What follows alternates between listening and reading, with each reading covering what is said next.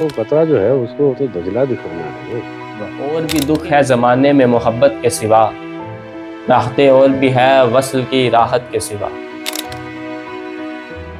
السلام علیکم، میں ہوں طیب عمر اور آپ دیکھ رہے ہیں پروگرام کہانی کا سفر۔ آج کے اس پروگرام کہانی کا سفر میں ہم پہلے کی طرح پھر سے ایک نئی شخصیت کی زندگی کا تجزیہ کریں گے۔ آج کی وہ شخصیت جس نے صرف خواب دیکھے ہی نہیں بلکہ ان کی تعبیر کے لیے قربانیاں بھی دی۔ آج ہم بات کریں گے ایک ایسے شاعر کی جس کے الفاظ نے صرف کاغذ پر ہی نہیں بلکہ تاریخ کے صفحات پر بھی اپنے نشان چھوڑے۔ اس شخصیت کا نام فیض احمد فیض ہے۔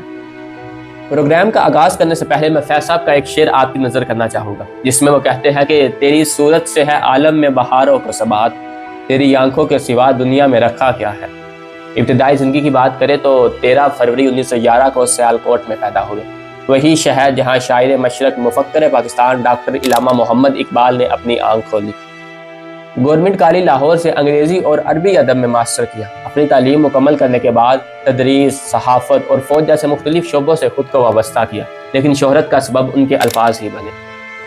فیض صاحب محبت اور انقلاب کو ایک ہی صف میں رکھتے تھے۔ محبت اور انقلاب کو ایک ہی صف میں رکھنے کی کوئی وجہ تو ہوگی، اور یہ وجہ 1951 کی وہ سازش ہے جو انہیں زندہ کی سلاخوں تک لے کر گئی۔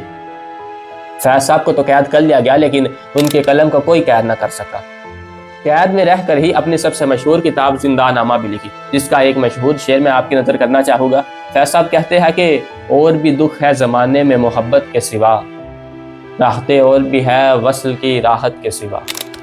یہ وہ لمحہ تھا جب ایک شاعر قیدی کے روپ میں انقلاب کی کرن بنا رہا۔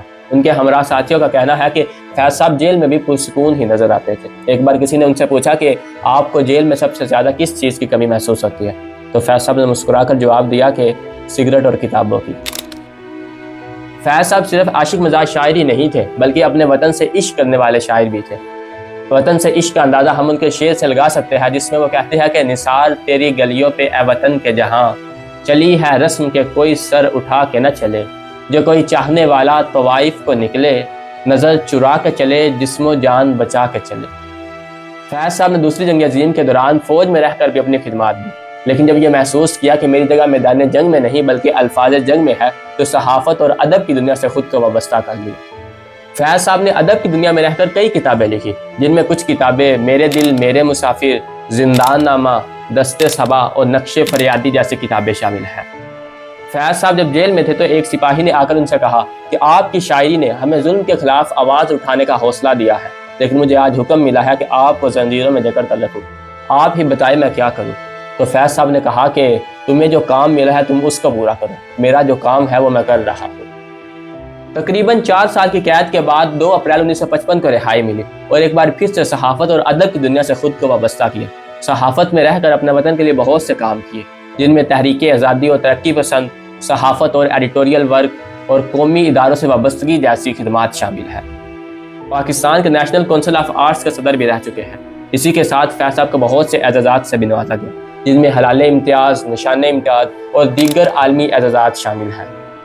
1970 کی دہائی میں لبنان چلے گئے، وہاں فلسطین کے لوگوں کی جدوجہد کو اپنی شاعری میں سمویا۔ 1970 کو دوبارہ فیض صاحب پر پابندیاں لگائی گئی، فیض صاحب کی شاعری کو قید کر لیا گیا اور ان کو جلا وطن کر دیا گیا۔ 5 سال بعد دوبارہ پاکستان آئے اور اپنی زندگی کے آخری دنوں کو مشاعروں کی نظر کر دیا۔ 20 نومبر 1984 کو اس فانی دنیا سے رخصت ہو گئے۔ خود تو چلے گئے لیکن اپنے الفاظ کو ہمارے درمیان ہمیشہ ہمیشہ کے لیے چھوڑ گئے۔ فیض صاحب کی زندگی سے ہمیں ایک چیز تو سیکھنے کو ملتی ہے، اگر آپ پر مصیبتوں کے پہاڑ بھی ٹوٹ پڑے تو آپ اپنے اندر کی حقیقت کو نہیں چھپا سکتے۔ فیض صاحب کی اس زندگی کو دیکھ کر مجھے ان کا ایک شعر بہت یاد آتا ہے، جس میں وہ کہتے ہیں کہ یقین کر یہ لمحے بھی گزر جائے گے، یہ رات اگر ہے تو سویرا بھی آئے گا۔ آج کا ساتھ ہمارا یہی تک تھا۔ اپنے ہوسٹ طیب عمر کو دے اجازت، پھر ملاقات ہوگی ایک نئی شخصیت کے ساتھ پروگرام کہانی کا سفر میں۔ تب تک کے لیے خدا حافظ۔